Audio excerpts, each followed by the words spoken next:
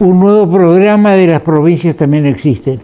En nuestro programa anterior del día martes hicimos alusión al caso Loan, este niño que fue secuestrado. Mi impresión es que fue secuestrado o convencido, pero que el niño está vivo, lejos de Corrientes. Ese es mi concepto. Y decíamos en el programa anterior del día martes que se estaba haciendo un uso político de este tema de Loan, y el señor director va a poner a consideración de ustedes lo que decíamos el pasado martes, y luego vamos a continuar con lo que dice Carlos Pañi del diario La Nación. El caso de Loan lo veo un poquito agrandado y no me gusta la repercusión periodística nacional, porque no es el primer caso que se da en el país, ni lamentablemente no será el último, de un menor que desaparece o que es secuestrado o que es vendido por órganos o porque quiere mantenerlo en una situación. Y dentro de ese esquema, no olvidemos que Corrientes en el mes de octubre tiene elecciones de autoridades en la Unión Cívica Radical.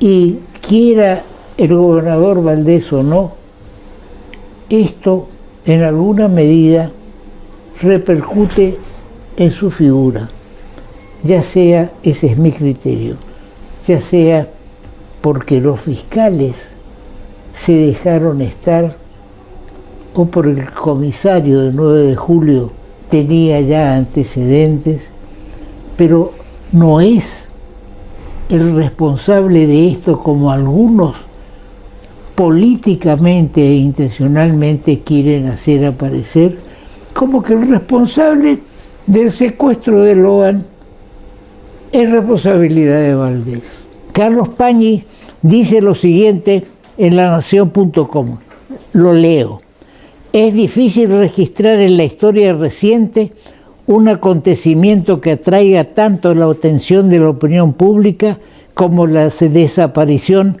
del pequeño Loan Peña. Es lo que se consignan todos los estudios sobre rating en medios de comunicación y redes sociales. Como siempre, atención, como siempre que se desencadena un estruendo semejante, la política se apropia de los hechos, los toma como insumos en la lucha por el poder. En razón de ese doloroso atractivo radica en el misterio que rodea el caso. ¿Qué estamos diciendo nosotros el martes pasado y el día de ayer, esta madrugada, Carlos Pañi en lapolítica.com? El diario de La Nación, de lanación.com.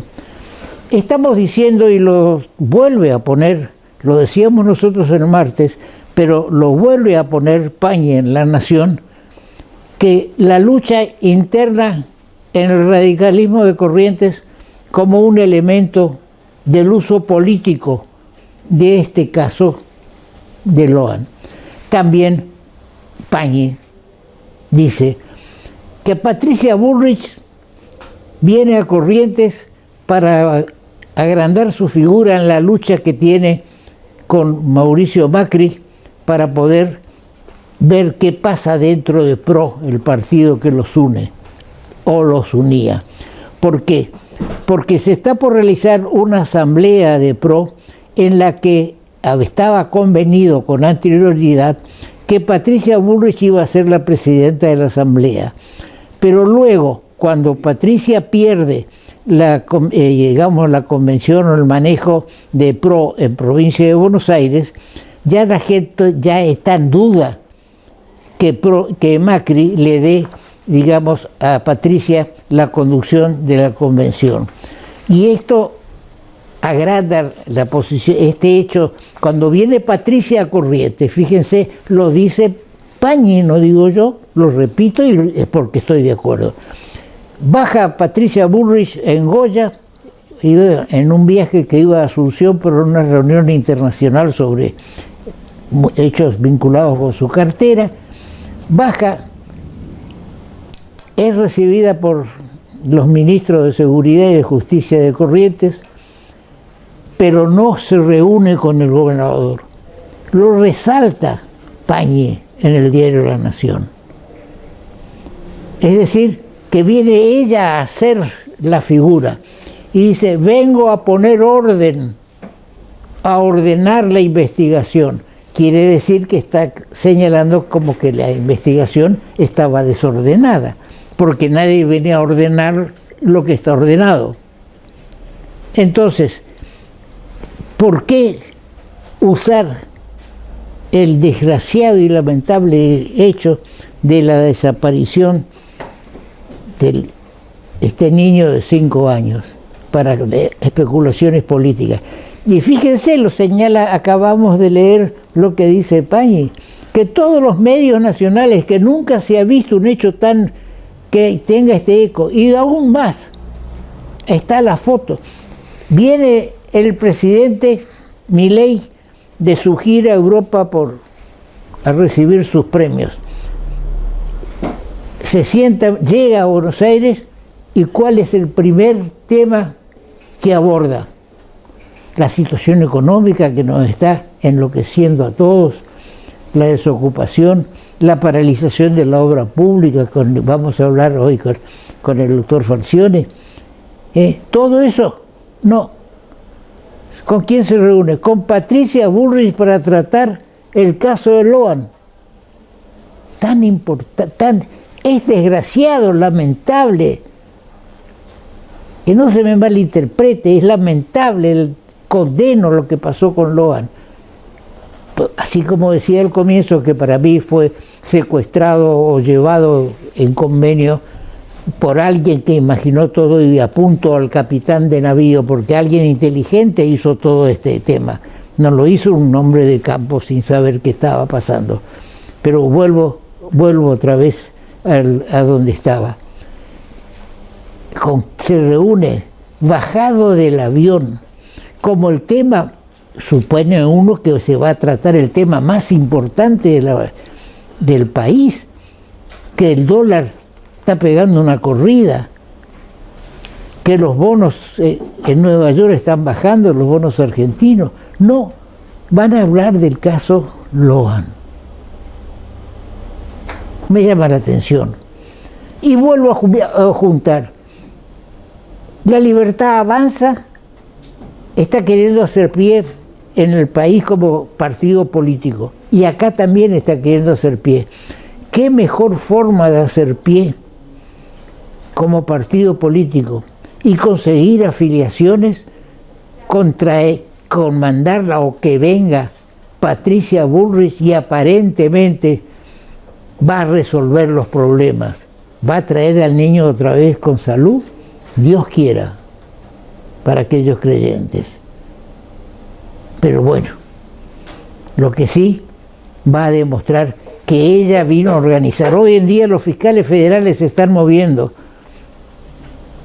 en Goya, del Juzgado Federal de Goya. Mandan a los detenidos a una parte a Salta, otra parte al Chaco. Es decir, hay actividad que no se la veía, lamentablemente, con los fiscales provinciales. Pero bien, esto va todavía para largo, y no olviden que en Corrientes hay una interna de la Unión Cívica Radical entre Ricardo Colombi y Gustavo Valdés. Y esto, quiera o no, o querramos o no, yo no lo quiero, querramos o no, va a afectar o alijar un poquito, no por lijo, sino que va a alijar un poquito la figura de Valdés. Porque tal vez tengan razón aquellos que dicen, o tengamos razón lo que decimos, que los fiscales provinciales se durmieron. Entonces lo va a afectar, y Ricardo Colombi lo dice, La Nación, y también un reportaje, un periodista de La Nación que publica su razonamiento sobre la interna radical. Bien, vamos a un corte, señor director, porque ya está con nosotros el doctor Marcelo Falcioni.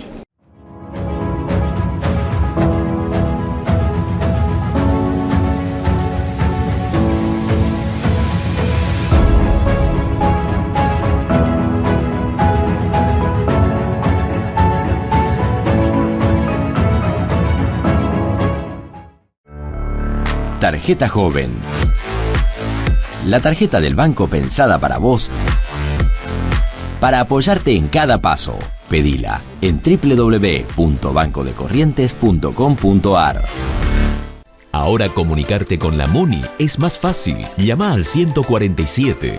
Sumamos una nueva línea de atención telefónica directa y gratuita las 24 horas. Podés realizar todo tipo de reclamos sobre servicios municipales, consultas, asesoramiento de gestiones y trámites. También podés requerir info de eventos, turismo y más. Hola, somos el Servicio de Atención Ciudadana de la Municipalidad de Corrientes. ¿En qué te podemos ayudar? Línea 147. Estamos cerca tuyo. Municipalidad de Corrientes.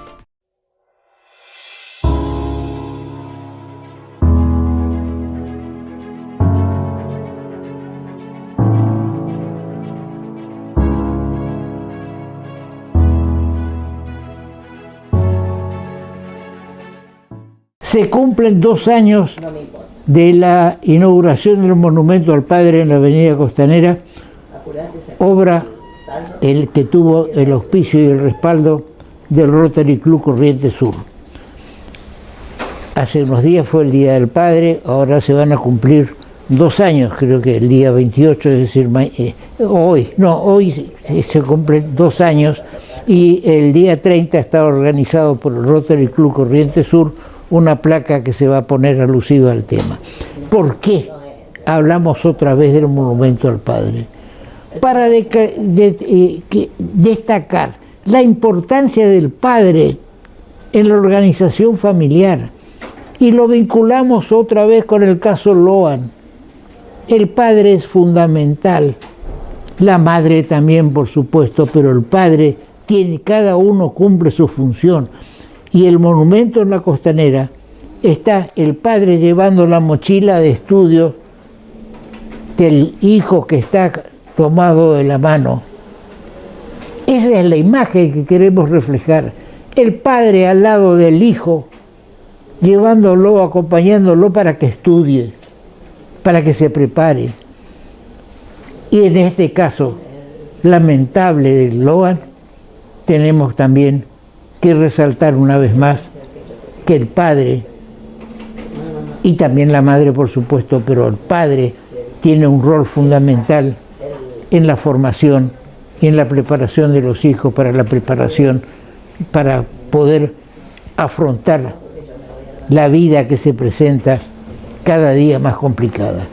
Pero esta pequeña alusión, antes de hablar con el doctor Marcelo Falcioni, a quien le pedimos disculpas porque introducir este tema, pero que yo sé que él también coincide con nosotros, la figura sobre el padre.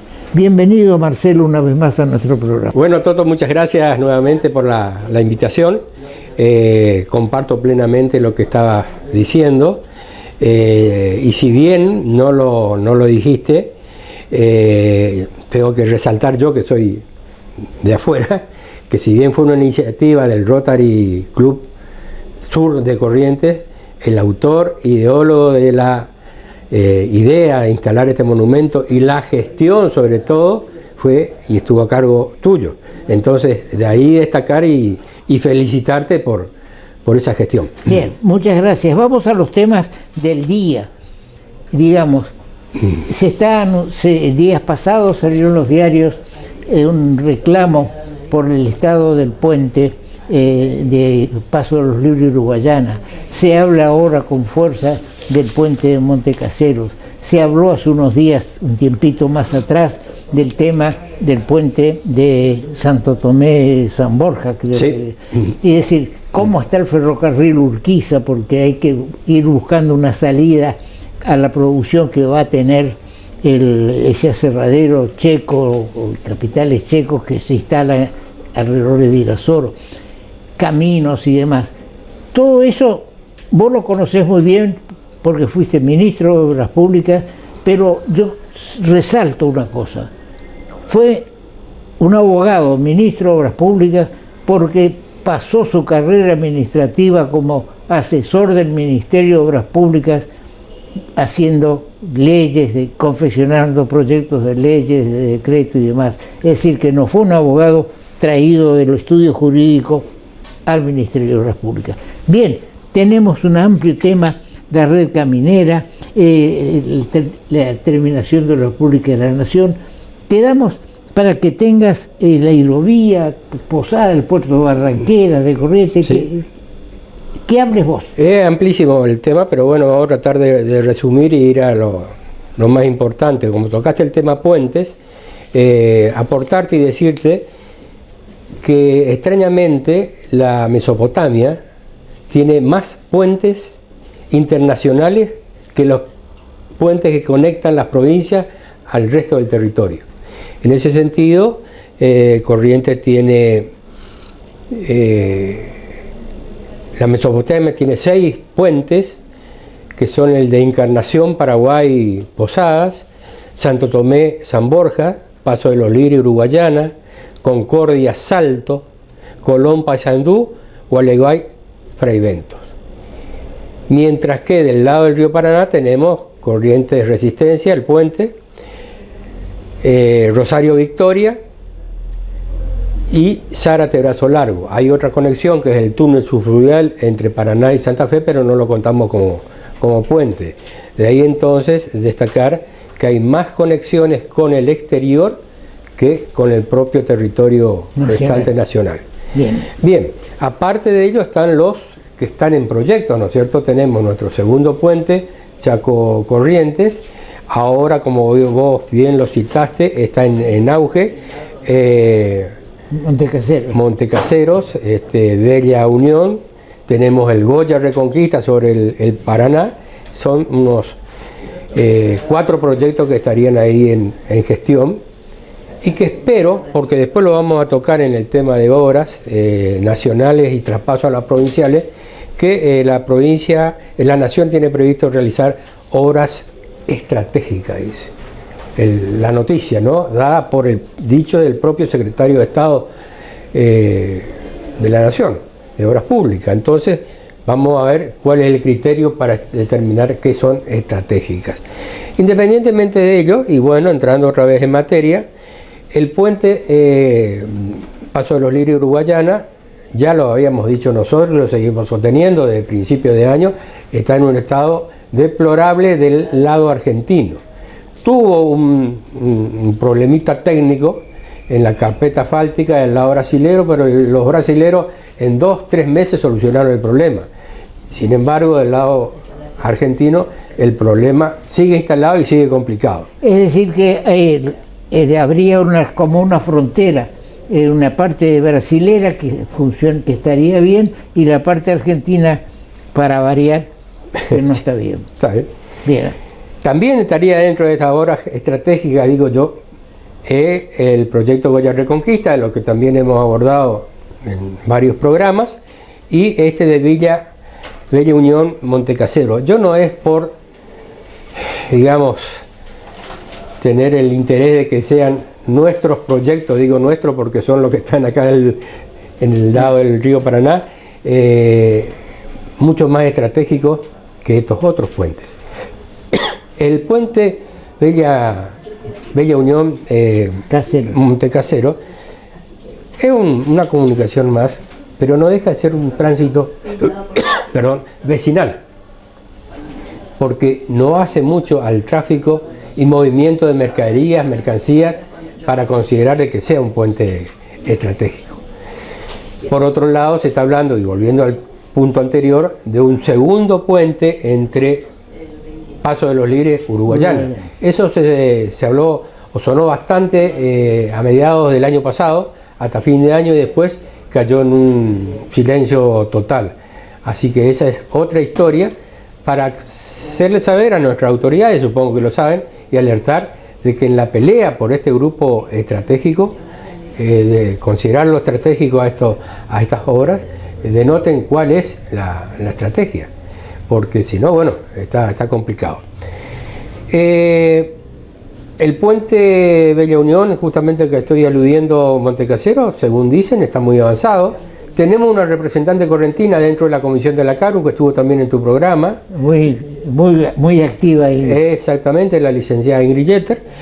Y bueno, esperemos que actúe en consecuencia. Ella transmitió, y también está en la noticia, que prácticamente el proyecto ejecutivo está terminado, que estaría en condiciones de avanzarse en la licitación, y en próximo día salió la noticia de estar haciendo una audiencia pública, la audiencia pública de rigor, para ejecutar este tipo de obras. Es cierto, del otro lado tenemos a los uruguayos, que tienen gran empuje, que tienen una estabilidad económica importante, pero no sé hasta dónde van a arriesgar invertir capitales con una Argentina en el estado que está. Ojalá que así sea. Bien, ahí nuestro camarógrafo va a poner luego, acompañando esta exposición, los puentes y las conexiones que están en nuestro mapa. Hay que ver también la necesidad de una conexión desde Brasil al Pacífico, para lo cual es necesario, lo decíamos en varias oportunidades, es necesario una buena conexión carretera en nuestro país y también unos buenos puentes que nos una con Uruguay y con Brasil, porque se ahorra mucho tiempo en el transporte para llegar a los mercados de Oriente, ¿no es cierto? Ahora, ¿cómo ves este tema de que la nación va a transferir a las provincias las obras? Ya lo hizo a 4 provincias donde estaba el gobernador. Yo repito cosas que salen en los diarios nacionales. Yo también toco eso. No estamos inventando nada. No. Que dice que, digamos, que 4 provincias ya resolvieron su problema de traspaso de obras a favor de la provincia, y que a esa reunión de 4 provincias estaba invitado también el gobernador de Corrientes por el ministro Franco, de la Nación, pero que no fue por el problema de Loan otra vez que aparece en este tema. Ahora, bueno, ¿cómo lo ves? Yo quiero agregar algo. Estas 4 provincias que vos mencionas son las últimas. En realidad ya vienen por separado y fueron en total hasta ahora 15 las provincias que ya tienen convenio. ¿Convenio de qué? Eso no está claro, ya me voy a referir enseguida. Pero también yo veo en esta circunstancia una suerte de maniobra, por decir, por parte del Ejecutivo Nacional, porque el Ejecutivo Nacional paralizó todas las obras públicas, digamos, ¿no? Posterior a ello, empezó a tener la necesidad de sacar una ley y la necesidad del acompañamiento de los gobernadores para los votos en el Congreso Nacional. En el medio se pusieron a negociar el traspaso o el financiamiento de obras por parte de la Nación a las provincias. Y así salió la ley. De alguna u otra manera, a mí eso me desconcertó, por decirlo de una manera. ¿Cómo es el tema? Hablan de negociación. ¿Qué negociación tiene que hacer el gobierno nacional con la provincia? Sino darle lo que le corresponde, lo que tenía, y la provincia darle los votos que quiera conforme al criterio político que tengan. Así que ahí hubo un tema muy particular. Te cambio votos por obras. Esa es la negociación. Y así salió. Entonces, bueno, es grave, a mí eso no me parece. Se supone que si estamos en un país ordenado, prolijo, provincias ordenadas, prolijas, con un presupuesto nacional, presupuesto provincial, el presupuesto asignado a cada una de las obras debe estar destinado a eso. No es que hoy corto y vemos qué hacemos y mañana rehabilito y hago un cambio de partida y todos esos enjuagues que se hacen para ejecutar obras. Ahora, ¿tendrán las provincias los fondos suficientes para hacerse cargo de estas obras nacionales? No, yo no creo, no depende, ¿no es cierto? Porque se habla de, no hay montos en juego, no se dicen los montos, se hablan de porcentajes.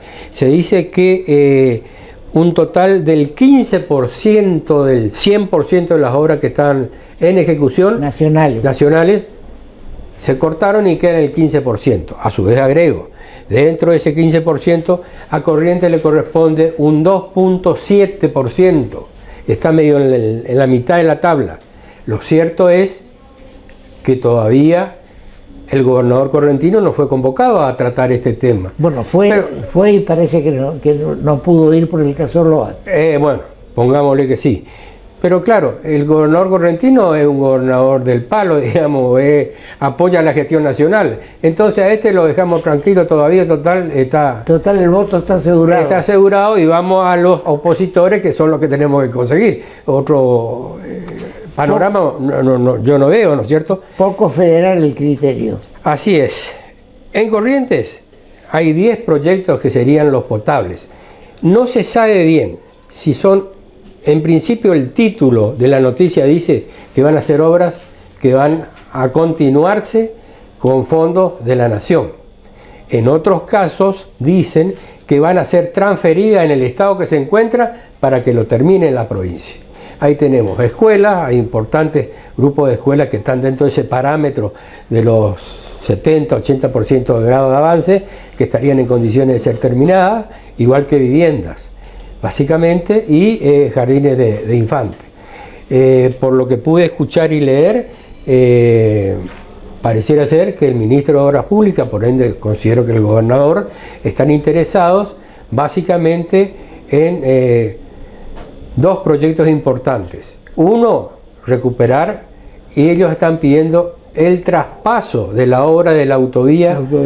De la ruta 12 Santa Ana Riachuelo, para ubicar a la gente. Y por otro lado, la ruta 126 Curuzucuatiá Sauce, que también viene hace rato en estado de avance y no prospera. Y una tercera, que es la 94, que une Santo Tomé con el límite de Misiones. Dice que a esa obra está en deterioro, en grado total de deterioro, por las crecidas del río Uruguay que afectan. Pero yo también diría que habría que ver otras cuestiones. Habría que ver, porque fue reasfaltada hace 4 años.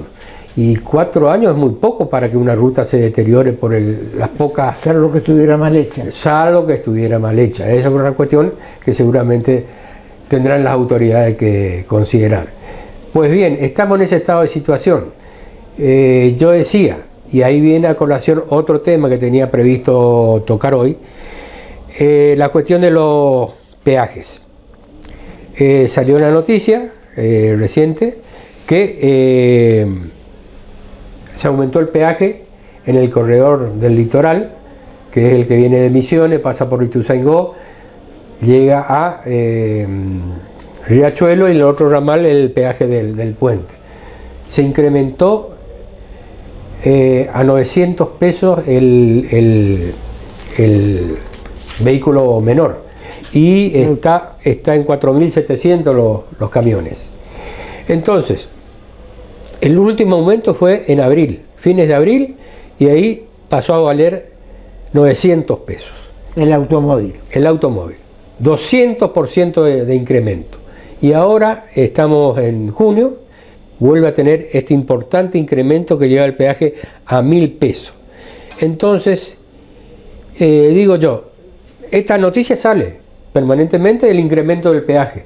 La noticia que nos sale es qué se hace con la recaudación del peaje. Yo viajé este fin de semana y de vuelta en el peaje de Riachuelo tuve que hacer una espera de por lo menos 5 minutos, porque había 2 casillas con una cola de vehículos importante para cruzar el peaje. ¿Qué se hace con el peaje? Eso no lo comunica ni lo explica nadie.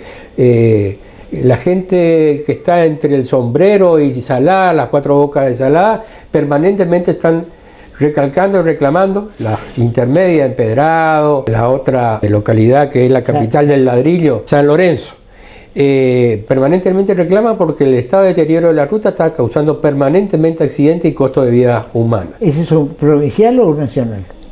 El peaje es ruta 12, nacional. Está a cargo.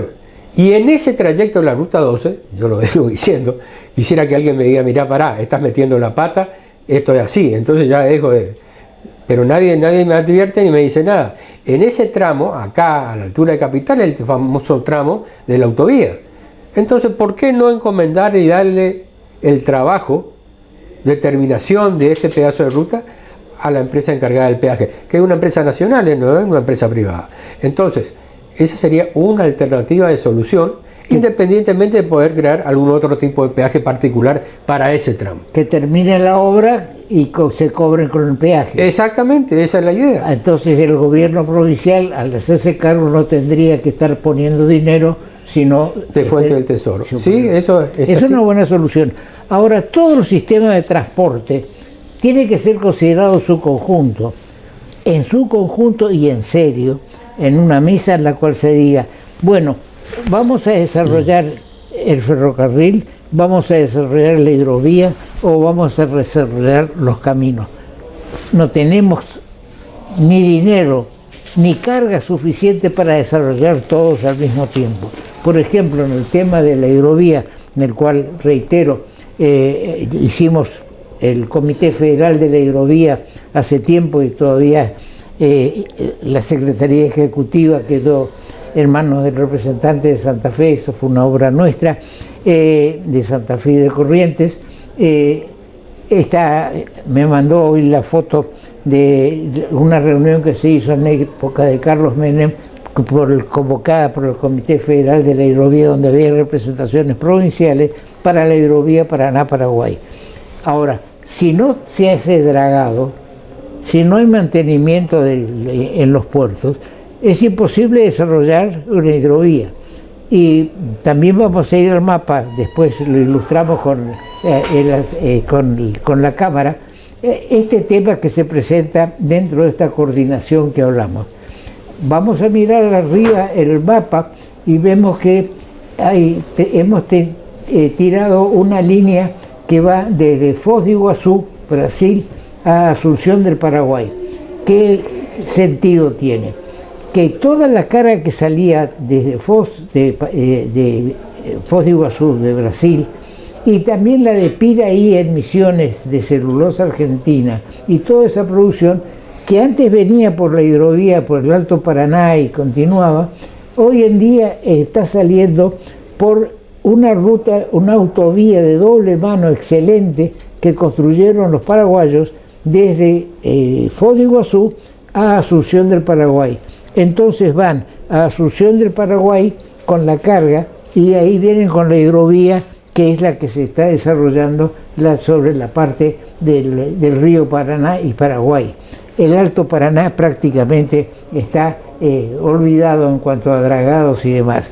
Ahora se dice, me comentabas, que están viniendo maquinarias o algo, digamos, insumos para ese aserradero que se está por poner y llegarían hasta Corrientes. Vamos a ver si estamos en condiciones con el puerto de Corrientes también para recibir, si es que es así la cosa. Ahora, yo pregunto, porque en varias instancias estoy preguntando, el ferrocarril Urquiza, ese que se hizo un puente fíjense digamos, la desconexión que hay en los medios de transporte. Se hace un puente de Encarnación Posada ferrovial. Sí, es una inversión ferroviaria importante. Ahora, ¿está funcionando, Marcelo, ese puente Encarnación, digamos, esa vía férrea Encarnación Posadas y que baja por toda la costa del río Uruguay? Tengo entendido que el tramo que está en funcionamiento es justamente ese pequeño tramo de cruzar el puente entre Posada y Encarnación. Después, de ahí viniendo para abajo, por toda la provincia de Corrientes, toda la provincia de Entre Ríos, el ferrocarril, según tengo entendido, no está en funcionamiento. Y hay que hacer una importante inversión, sobre todo el material de vías férreas, porque hay que prácticamente hacerlo nuevo. Hubo un tiempo que estuvo trabajando ahí la empresa El Gran Capitán, me acuerdo, en las gestiones que yo estuve en el ministerio, pero tenía el inconveniente de tener que respetar velocidades de 40 a 30 kilómetros por hora, porque si no venía el descarrilamiento. Sin embargo, la gente viajaba y viajaba. A mí me llamó la atención, porque decía yo, con los movimientos de carretero, de colectivo, en 10, 12 horas estaba en Buenos Aires. Este viaje en ferrocarril, sí, a veces tardaba 2 días. Pero bueno, así están las cosas, ¿no es cierto? Bien. A propósito de lo que te estuviste diciendo, para abundar y no ir mezclando tanto los temas, tengo también yo otro temita agregado a mi agenda, que es un reclamo que salió en estos días en el Diario Norte de Corrientes, del presidente de la empresa logística agrícola El Colono, un señor Camaraza, quejándose por la imposibilidad de usar el servicio de barcos para sacar soja, maní, chaucha de la producción chaqueña. ¿Por qué? Porque la bajante del río Paraná impide el desagüe del riacho que acerca al puerto de Barranquera. Ajá. En consecuencia dice que hace un tiempo con 1,80 m, 2 metros ellos andaban, pero hoy estarían necesitando por lo menos 1 metro más del grado de altura del río. Que también la sedimentación es importante, por lo que se impone el dragado. Entonces yo me pregunto, ¿y la hidrovía? ¿En qué estamos con la hidrovía? ¿Le corresponde a la hidrovía el dragado? Por supuesto, estaría dentro de un plan real de la hidrovía, pero como en tantas otras cosas, nuestro país dejó todo el desarrollo de la hidrovía y demás en manos de Paraguay. Es decir, que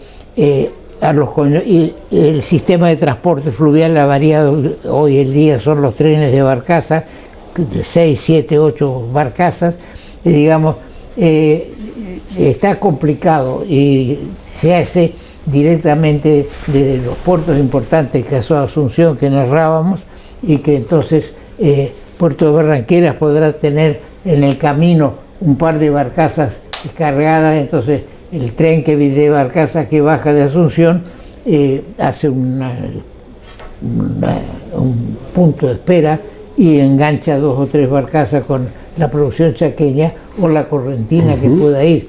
Pero son pocas las posibilidades de que los puertos, que salga producción por los puertos de Corrientes, más el tema que señalas de Barranqueras, porque por ejemplo el Alto Paraná, que sería de Corrientes Paso de la Patria, de Paso de la Patria para arriba, está con poco calado, porque ya la navegación en esa zona ha disminuido mucho por la represa.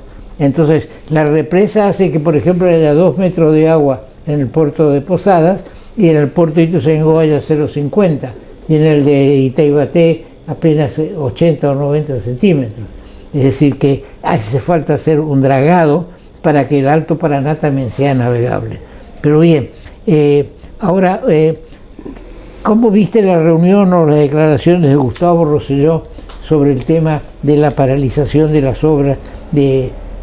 Hay una crisis severa dentro de... ¿Es una realidad? ¿Realmente una realidad? 130.000 puestos de trabajo, creo que expresó el ingeniero o el doctor, no me acuerdo, sobre el estado de situación de la... Están con varias empresas de estado crítico al punto de la quiebra. Creo que tienen 80 viviendas entre un grupo de 15 o 20 empresas correntinas en este estado de situación, que deben ser concluidas y que fueron paralizadas y no están cobrando los certificados de obra. Del mes de octubre a noviembre. Entonces todo eso a mí me lleva también a pensar y hablar del estado de seguridad jurídica que debe tener un país. No se puede dejar de pagar deudas que ya estaban contraídas y que seguramente tenían un presupuesto como respaldo para pagar esas deudas, así porque sí. Si bien los empleados de la construcción tienen un sistema especial de indemnización, por decir, o ante el parate de la obra, decía que ya pasaron unos cuantos meses y se está terminando. En consecuencia va a haber gente que se va a quedar en la calle. También hablaba Rosselló de la falta de ventas de insumos para la construcción, aún dentro del ámbito privado. Esto afecta muchísimo a todo el sistema. Sí, la estabilidad jurídica es trascendente para que existan inversiones de capitales extranjeros en nuestro país. Así como el caso que está pasando en estos momentos la industria de la construcción, de las empresas constructoras, porque tenían un presupuesto asignado y ahora resulta que ese presupuesto asignado no existe o no está, y no hay la plata, y le paran la obra porque no hay plata o porque no sé.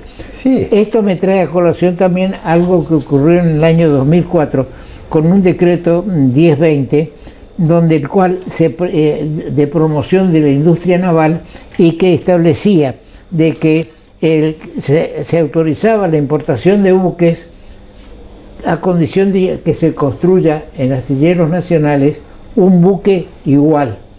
Entonces, autorizo la importación, pero me hacen uno igual. Astilleros Corrientes, entre tantos otros astilleros, se embarcó en este proceso y a mitad de camino derogan el decreto y dicen no pueden entrar buques de hasta 10 años directamente.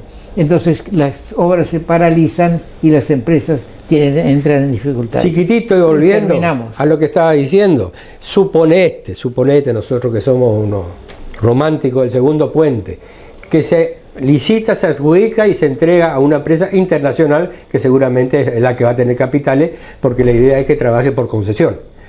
Que un buen día, en plena instrumentación de la ejecución o de la explotación de la obra,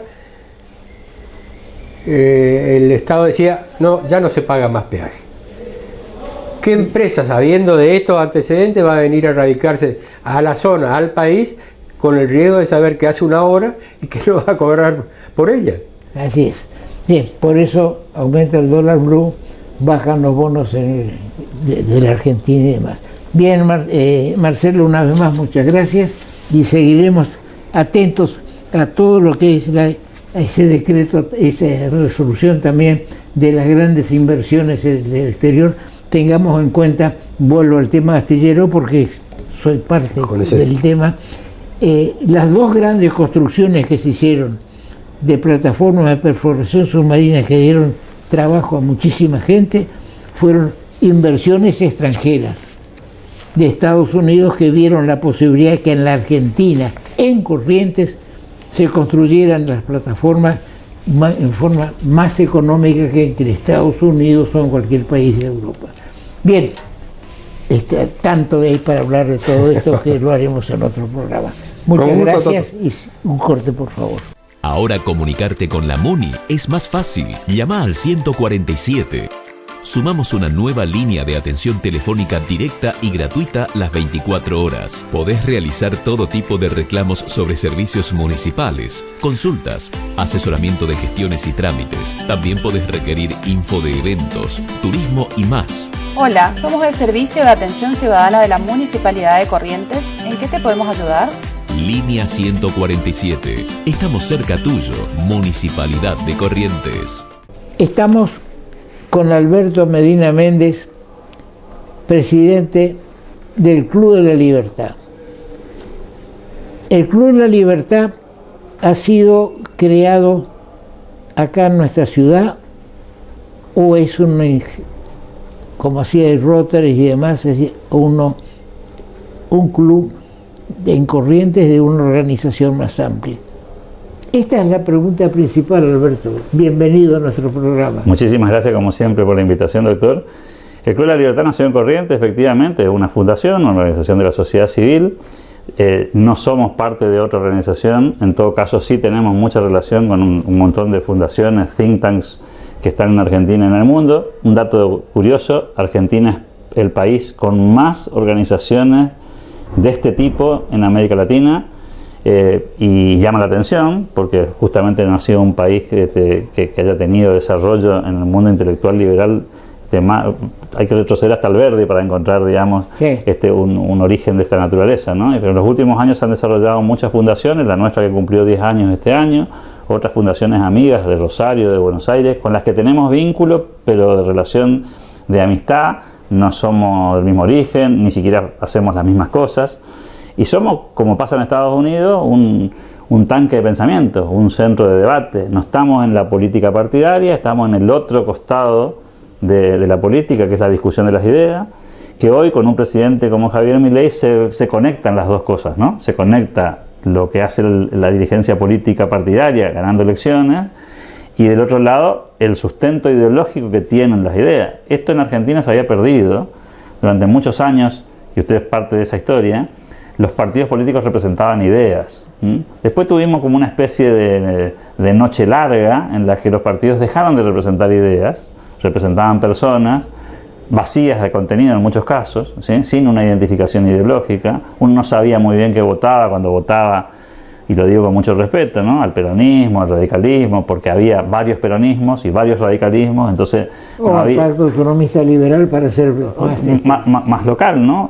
Se fueron desdibujando las ideas, ¿no? Y los centros de pensamiento lo que hacen es básicamente nutrir de ideas a los partidos, y los partidos toman en todo caso esas políticas públicas de ahí, ¿no? Ahora, ¿hay coincidencia ideológica entre los postulados del Club de la Libertad y las ideas que está desarrollando Javier Milei? No hay duda, porque básicamente Javier Milei es un permanente recordador de la historia argentina en cuanto a las ideas de Juan Bautista Alberdi, la Constitución de 1853, la Constitución Liberal de 1853, sí.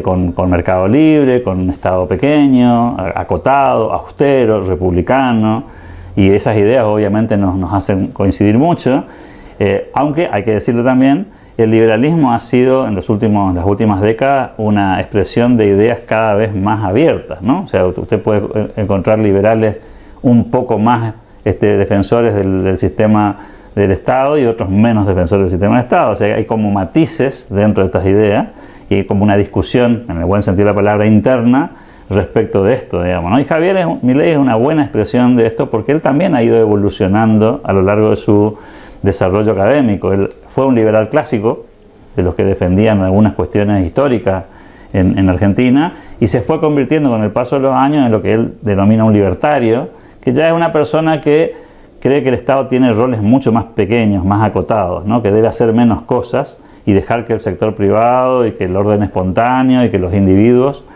seamos los constructores de nuestro propio destino, sí, ¿no? Ahora, siendo una referencia al desarrollo de Milei, está cayendo en algunos de los vicios de la vieja política también. Pero ese no es el motivo de mi invitación, sino que Milei estuvo acá en el Club de la Libertad en Corrientes en una oportunidad. Se dice que estuvo 2 veces. Sí, estuvo 8 veces en Corrientes en actividades académicas del Club de la Libertad en forma presencial. También nos acompañó a Resistencia en una presentación de un libro de él. Hicimos lo propio en Misiones de forma presencial. Ha tenido varias participaciones virtuales en tiempo de pandemia. Ha participado de 2 congresos de economía nuestros a distancia.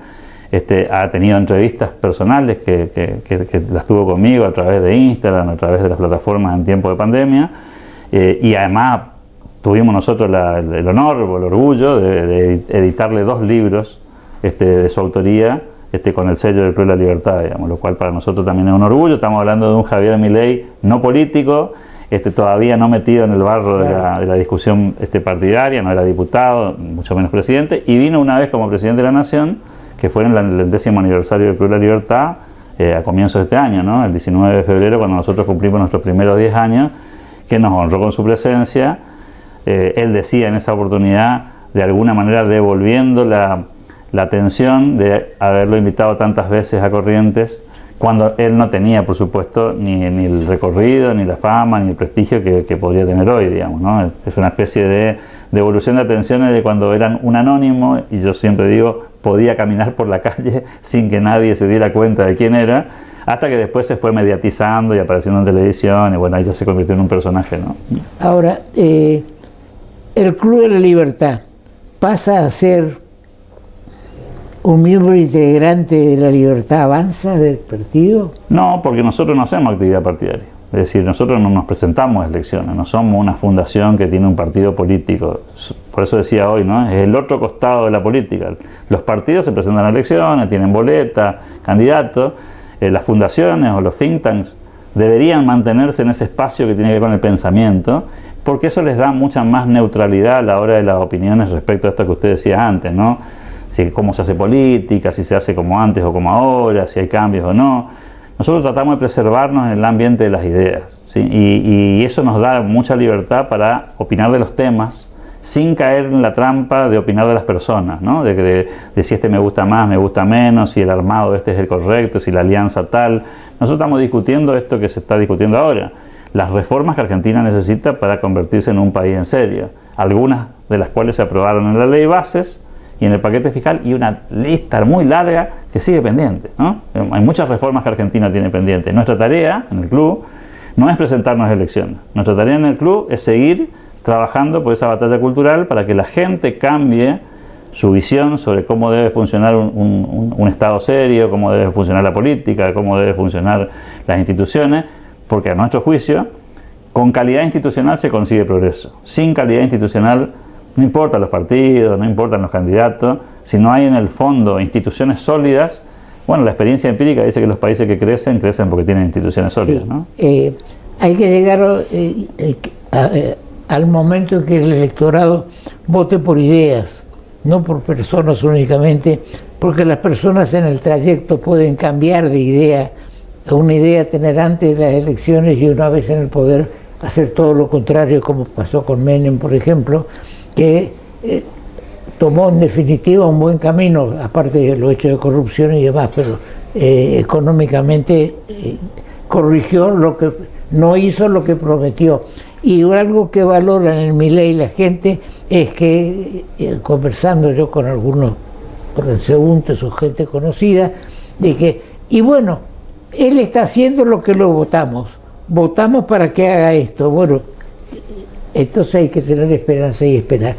Ahora, quiere decir que no van a integrar ustedes el Partido La Libertad Avanza. Somos instituciones sin distintas. perjuicio que de forma individual alguno de ustedes pueda pasar. Eso sí pasa porque, bueno, el Club de la Libertad tiene adentro de sus integrantes a personas que sí se dedican a la política también, ¿no? El caso de Carlos Hernández, el caso de Edgardo Sagún, el caso de Caíto Leconte, que son hombres que vienen de la actividad partidaria, cada uno en sus espacios políticos, haciendo sus propias carreras, y que también trabajan en el club, pero que tienen, digamos, básicamente una especie de doble tarea, digamos, ¿no? Nosotros siempre tratamos de preservar, y me toca un poco a mí la responsabilidad de mantener esa neutralidad partidaria, por llamarle de alguna manera, de no desviarnos del camino de la discusión ideológica, de la discusión de las ideas, que no nos gane en ese sentido los impulsos personales de nadie. Y tenemos excelente relación dentro del directorio del club y sabemos que cada uno hace en ese sentido su propio camino, pero nosotros nuestra tarea ahora es, yo estoy muy entusiasmado con lo que pasó en el Congreso porque creo que se dio un paso, pero también soy consciente que faltan muchos pasos más. Entonces hoy la agenda del Club de la Libertad, ¿cuál es? Nosotros tenemos que ir por los temas que faltan, ¿sí? Y por los temas, no por la elección, ¿sí? Digo, el calendario nuestro es el Congreso de Economía Regional que se hace en noviembre, no la elección del año que viene, digo. O sea, claro, no es fácil hacer la distinción, ¿no es cierto? No es fácil, ¿no? Ahora, ¿qué opinas de el apoyo de partidos europeos y algunos latinoamericanos también,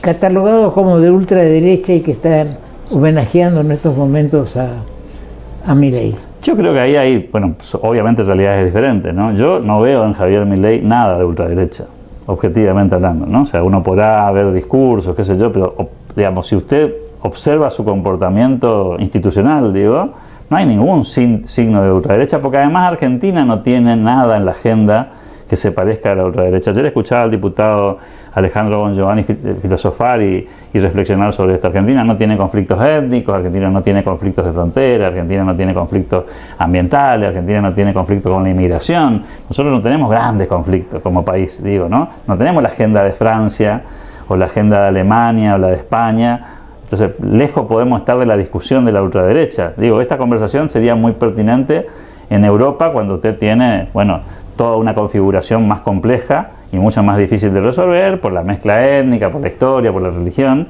No es el problema de Argentina, lejos está de serlo. Ahora, Europa está teniendo el problema, antes era de la emigración. Al de la inmigración. Europeos, que muchos venimos de inmigrantes europeos, pero ahora la cosa viene a la inversa. Europa está recibiendo de la parte de África y de los países de minoría blanca fuertes corrientes migratorias. Sí, que en realidad la complejidad ahí, doctor, no pasa por la inmigración en el sentido, digamos, conceptual de la palabra, sino por esa combinación de culturas, ¿no? Porque ahí hay combinación de cultura religiosa, muchos inmigrantes conservan sus tradiciones, viviendo ya en un país distinto, y de alguna manera se enguetan, se ponen dentro de autoguetos, digamos, que no los pone nadie, pero las comunidades se van construyendo alrededor de comunidades parecidas, y eso, por supuesto, genera un montón de inconvenientes operativos en la vida cotidiana de sociedades que no estaban acostumbradas a esto, por esto que usted bien contaba, porque antes emigraban y ahora vienen muchos, y eso complejiza el funcionamiento y también genera rivalidades políticas. Por eso probablemente muchos partidos de derecha ganaron la elección europea hace algunos días atrás, el 9 de junio, que tiene que ver con esta resistencia a la integración cultural y las dificultades que eso genera en países como esos. Pero no es una agenda de Argentina, probablemente está pasando al revés. Muchos partidos de esos adhieren a las formas de hacer política de Milei, no son liberales siquiera, y ahí me parece que hay que hacer una distinción importante. Javier Milei es un liberal. A usted le puede gustar más, le puede gustar menos, pero cuando lo escucha Javier Milei habla de mercado libre, habla de orden espontáneo, de derechos individuales, de un Estado chico, de déficit cero, de emisión cero. Esas son todas ideas, digamos, que pertenecen al mundo de las ideas liberales, no del mundo conservador, digo, ¿no? O sea, eso está más cerca del liberalismo tradicional. Y cuando escucha a los partidos de derecha europea, ¿la agenda cuál es? La agenda migratoria, la de género, digamos, están en otra sintonía, digamos, discursiva, si se quiere. Pero claro, se sienten más cerca de Milei que del populismo de izquierda de América Latina, y entonces lo ven como una especie de avanzada en la dirección que a ellos les gustaría, inclusive políticamente. Porque efectivamente el populismo de izquierda de América Latina se parece mucho al populismo europeo, ¿sí? Claro. ¿Sí? En lo ideológico me refiero, ¿no? Sí, sí. El distribucionismo, la redistribución del ingreso, sí. El Estado grande, ¿no? Que en ese tema del distribucionismo necesario para las clases menos pudientes, pero tiene que hacerse con seriedad y no en la forma dispendiosa con que estábamos acostumbrados. Bien, Alberto, seguiremos apoyando al Club de la Libertad como un ente de desarrollo de ideas y no como partido político, con independencia de la ideología que tengan los que son miembros activos y los que estamos apoyando en el fondo el desarrollo del Club de la Libertad.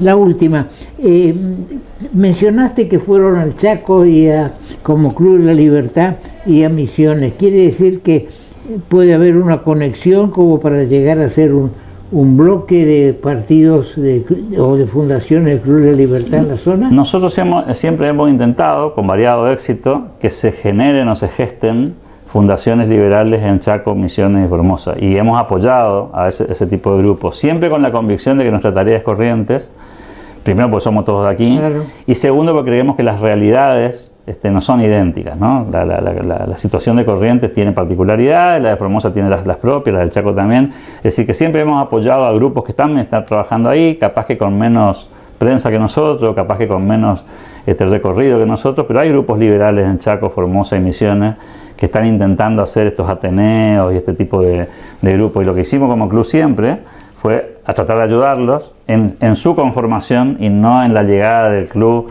a esos lugares. Lo que sí hicimos con Javier Milei en esos años fue llevarlo a él, como lo hicimos con López Murphy, que también fue, con Espert, que también fue, Agustín Echevarne, es decir, no es que solamente lo hicimos con Milei, muchos pensadores liberales fueron a esas provincias de la mano del club a acompañar a grupos locales de esas plazas. Hemos conversado mucho en el club sobre la posibilidad de expandirnos, ¿no? Pero siempre hemos llegado a la conclusión de que el que mucho abarca poco aprieta y que hay que concentrarse en hacer los cambios en Corrientes. Bien, muchas gracias por tu presencia y adelante con el club. Gracias por el apoyo de siempre. Bien, un corte.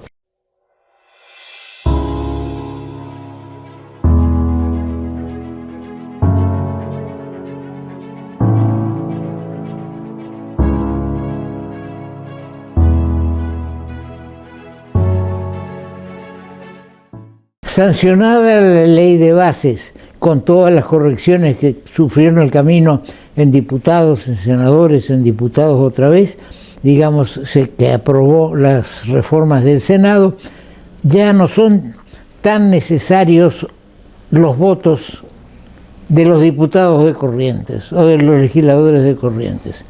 Cuidado, Puedo parecer con esto tremendista, pero cuidado. Esta presentación de Patricia Bullrich, que prácticamente viene a intervenir en un proceso judicial, bien llevado, mal llevado, tenía otras soluciones, debió pasar, pero la presencia de ministra de Seguridad de la Nación, aparentemente dando instrucciones a los fiscales federales de Corrientes, me hace sentir un olor a intervención federal. Esta es una intervención federal. A la justicia, a la parte política, cuidado. No se esté creando el ambiente para tomar alguna medida de ordenamiento, porque se vino a ordenar un proceso. Guarda que no se quiera ordenar la provincia. Atención. Aquellos que estén jugando políticamente con el caso Loan, presten atención a esta locura que acabo de expresar. Ojalá no ocurra nunca y que yo quede como un mal predicador o previsor de cosas. Pero lo que uno piensa hay que decirlo. Será hasta nuestro próximo programa.